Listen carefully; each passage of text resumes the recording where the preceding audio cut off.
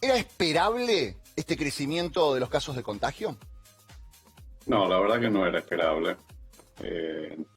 Las proyecciones en general estaban indicando una caída bastante constante y profunda de los casos a partir del pico que tuvimos en septiembre-octubre.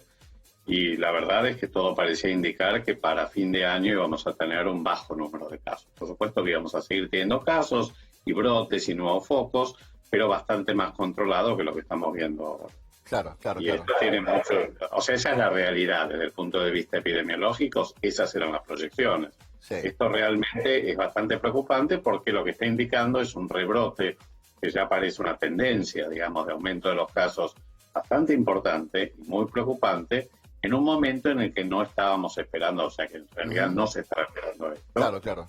Claramente, como ustedes estaban indicando, tiene mucho que ver con varias cosas. La primera de ellas es que yo creo que se abusó, y lo dije varias veces, se abusó de un instrumento que fue la cuarentena y el confinamiento demasiado tiempo, sin calibrar, sin de alguna manera flexibilizar y permitir aperturas y cierres de acuerdo a la trayectoria de la epidemia, sobre todo en el momento cuando teníamos pocos casos. Sí. Ese era el momento de abrir la economía, de abrir un poco la circulación, para luego volver a cerrar si la cosa se complicaba. Es lo que se hizo en la mayoría de los países europeos. Esto no se hizo en la Argentina. Con lo cual, fue una cosa constante que claramente terminó con un hartazgo social progresivo que se hizo, digamos, muy manifiesto. Más allá de, obviamente, la necesidad económica de salir a trabajar, sobre todo en los sectores más pobres. Adolfo, pero el crecimiento de los casos ¿es atribuible a esta especie de relajación que hubo cuando empezaron a flexibilizar o coincide, a ver, en la línea de tiempo, con episodios muy concretos que hubo de manifestaciones populares? Tuvimos el velorio popular de Diego Armando Maradona, tuvimos muchas manifestaciones en la 9 de julio, tuvimos hace poquito las manifestaciones a favor y en contra de la aprobación de la ley del aborto. Sí, pero en las fiestas, a ver, lo que nosotros vimos fue muchos grupos de gente en la calle, sin ningún tipo de protocolo y a la vista de todos. Digamos, porque uno puede ser, bueno, fiestas clandestinas, hay que ir a buscarlas, pero hubo mucha gente en la calle durante gran parte de diciembre, prácticamente sin ningún tipo de control, y a veces alentados para estar en la vía pública.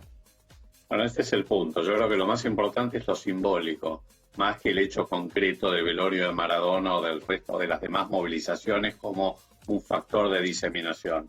Eso probablemente también haya existido, pero no me parece que sea lo central.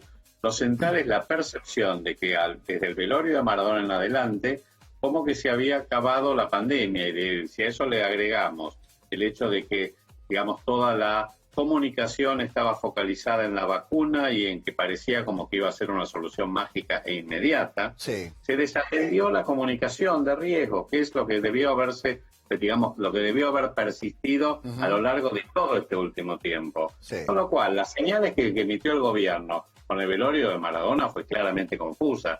Hacer una convocatoria en la Casa Rosada multitudinaria con un dispositivo de seguridad que falló y todo lo que se vio y que después fue sucedido con los banderazos, con las movilizaciones por el aborto, etcétera, obviamente generaron una señal de que ya, digamos, no valía la pena seguir sosteniendo las medidas. A eso agreguémosle el hartazgo social, particularmente en los más jóvenes, que tienen, como recién decías vos, una baja percepción de riesgo y que de alguna manera estuvieron durante 9, 10 meses encerrados y que además tuvieron muy pocos espacios de socialización, no tuvieron colegios o las universidades, no pudieron juntarse con sus amigos. Bueno, todo eso explotó en un momento y es lo que estamos viendo ahora.